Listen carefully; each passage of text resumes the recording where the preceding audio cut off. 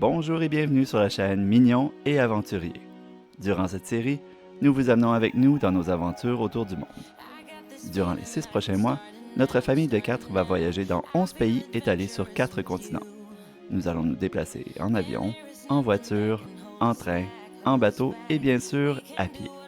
Nous avons très hâte de partager tout ça avec vous. C'est un projet qui a pris forme durant les 12 dernières années et nous sommes surexcités que la date de départ soit finalement arrivée. Notre première destination, le Japon. Benjamin en rêve depuis des mois. Durant cet épisode, nous allons partager nos impressions de Tokyo, notre première étape.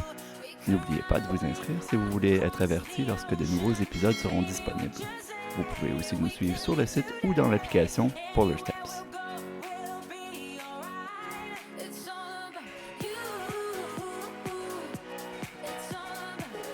Après 2 vols totalisant plus de 14h30, nous sommes arrivés dans notre appartement de taille japonaise. Nous avons commencé notre bain de culture japonaise en visitant Sensoji, le plus vieux temple de la ville.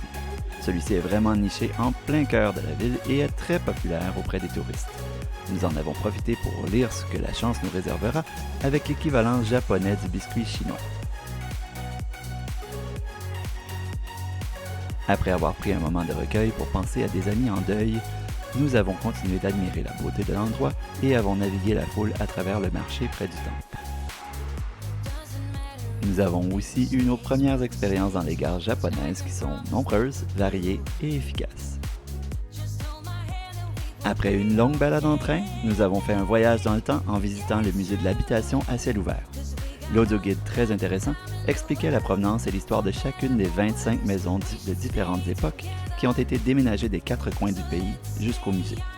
Cela nous a permis aussi de réaliser à quel point les maisons devant nos yeux étaient riches en histoire et surtout vieilles. Nous avons été impressionnés par l'exposition lumineuse et immersive TeamLab Borderless, qui méritait tout à fait l'attention médiatique que celle-ci reçoit. Les différentes salles avec les tableaux lumineux nous ont transportés dans un autre univers. Les animations changent au fil du temps et se déplacent même d'une salle à l'autre. Dans cet endroit, il n'y a pas de plan ou d'ordre à suivre. Les visiteurs sont libres de découvrir à leur rythme et d'aller où bon leur semble. L'émerveillement se trouve à chaque tournant. Il y a même des salles dissimulées qui sont plus difficiles à trouver.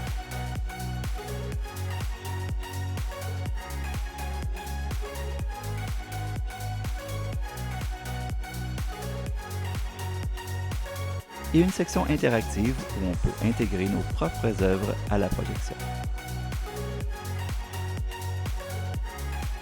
Petite pause dans l'un des nombreux sanctuaires de la ville pour reposer nos pieds endoloris.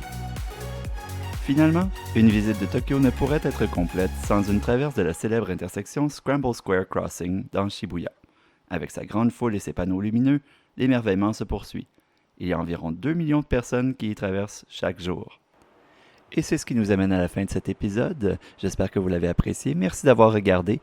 Rejoignez-nous la prochaine fois où nous continuons d'explorer le Japon.